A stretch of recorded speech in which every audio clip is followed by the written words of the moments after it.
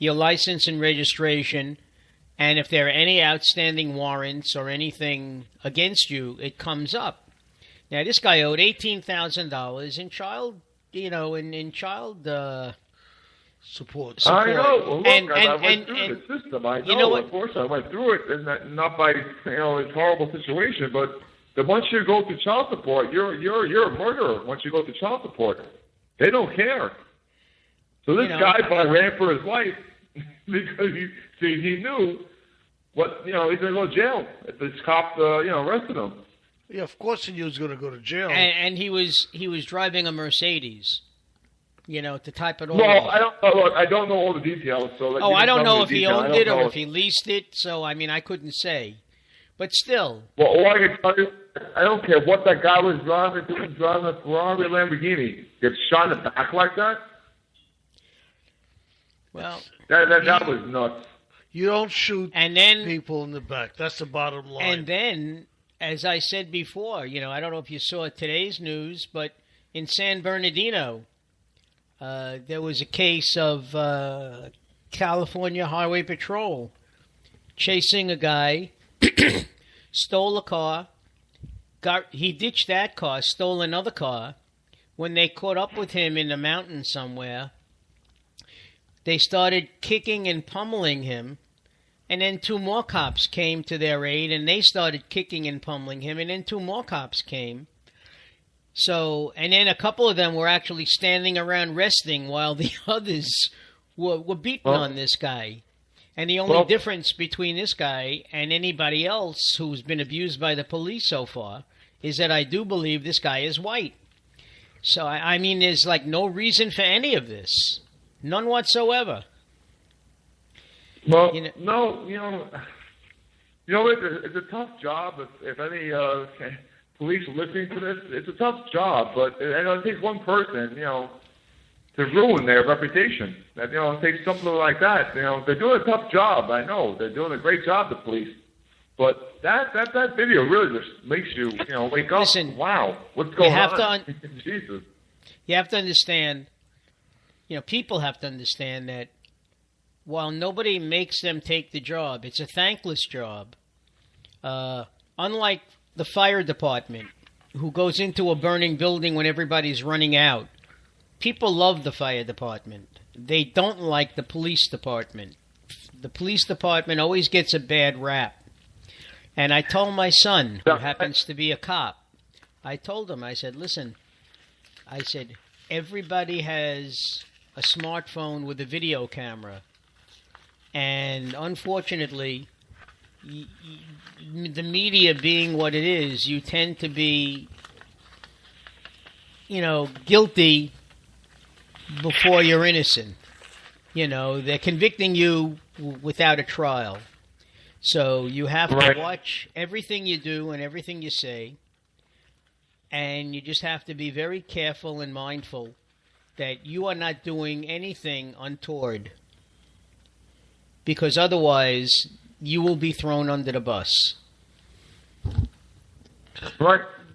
Yeah, but one thing we have to understand that this I hope we understand. I hope is the truth that what this cop did is not the norm.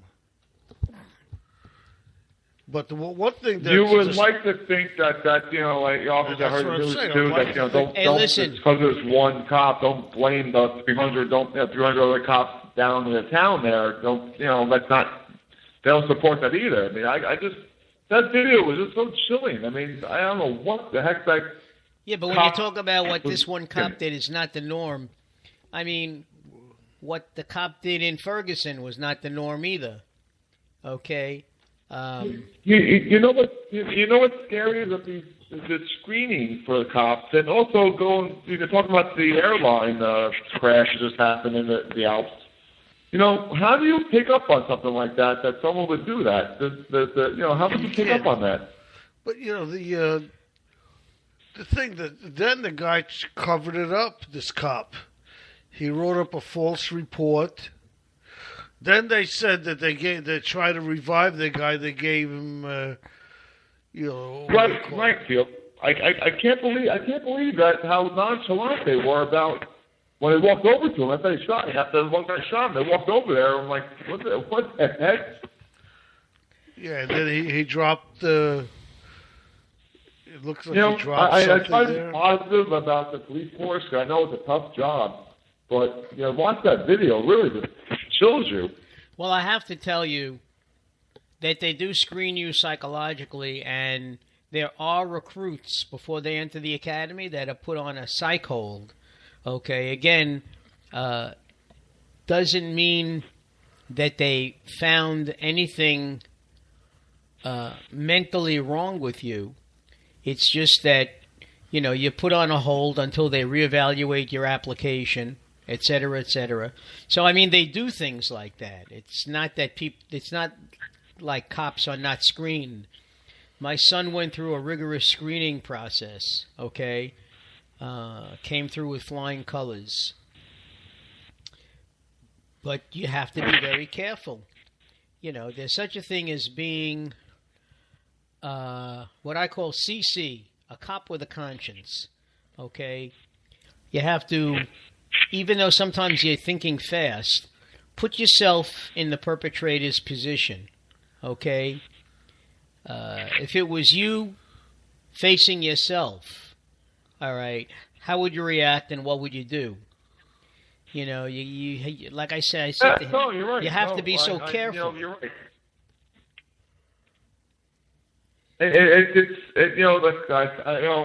The cops again does a bad rap, like you're saying, anymore. They get a bad rap. What happened in Staten Island, the chokehold. You watch these videos and you don't get it. I'm like, why would you do that to somebody? Well, first thing is Staten Island was different. They're all, each and every one is individual and different. I don't know what happened with the guy. Brooklyn, they cop shot the guy in the stairwell in the dark building. Right. I mean, I don't know what happened either. I would maybe scared and shot somebody because I was scared. No, unfortunately, you see, I was brought up in the projects, okay, and I remember plenty of times when the lights went out or the power went out, and we were always on one of the upper floors. So we were walking up like 9, 10, 11 floors, and it's dark, and you don't know who's there or what, But the bottom line is, if that cop was afraid, I mean, that's just not a situation you put yourself in. When before my son graduated from the academy, they had to declare whether they wanted housing patrol, transit, or to be a beat cop. And I told him, right. you don't want housing because in the wintertime especially, all the gangs hang out inside the buildings. In the summertime, they hang out outside the buildings. In many cases, the housing that you would be patrolling is not where you want to be. Okay? Right. And that's where all the gangs are. He opted obviously to be a beat cop. And that's fine. That's fine. But I mean, this guy who shot the unarmed person, he had a request, housing.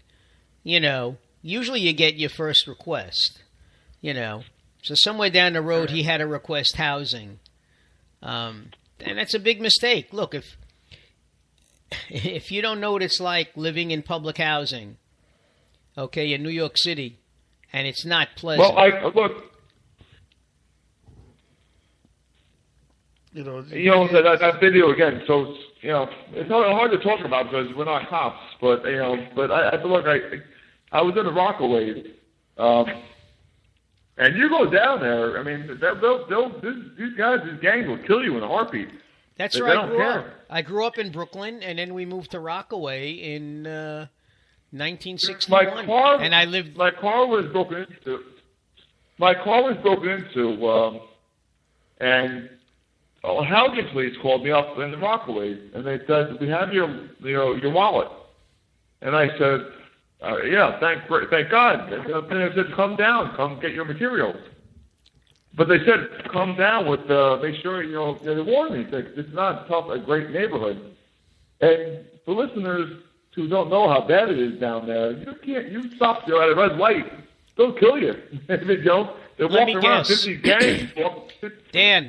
Dan, what was it, 56th Street, 58th Street, around there? Edgemere Projects? Auburn? Yeah, you know what? For listeners who are, I don't know who your listeners are, but they don't get it. That you will go down there, they don't know you. They'll shoot you right there on the spot. Where was that? I drove down there. I had to get a police escort just to get my wallet back. And it was bad. I mean, you stop at a red light, these gangs will walk right in front of you and check you out. Hey, listen, like I said, I lived in Rockaway for many, many years, from 1961 through the 2000s, okay? And the cops used to tell, like my sister, both my sisters, my mother didn't drive, but they would say, if you're stopped for a light, rather than stop for a red light, they tell you to, as long as there's no traffic, go through. Because when you're stopped... Right, exactly. Right, so you know what I'm talking about. You couldn't stop at a light, go through, because these people, they're in groups of 50, and they stand in a corner, and they just walk around their car. I just stand at a light. Hey, listen, when I was a teenager, one of my best friends and I, my friend who has leukemia now, we're just walking on Beach Channel Drive, which is you gotta be brave. But this goes back to the 60s, the mid 60s, and we're walking on Beach Channel Drive, and there were about 20 kids on a street corner, ranging in age from about 11 to about 21.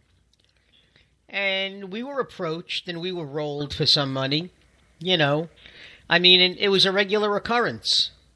Okay? I mean, we knew you knew what to expect. And if you walked across the street, they'd follow you.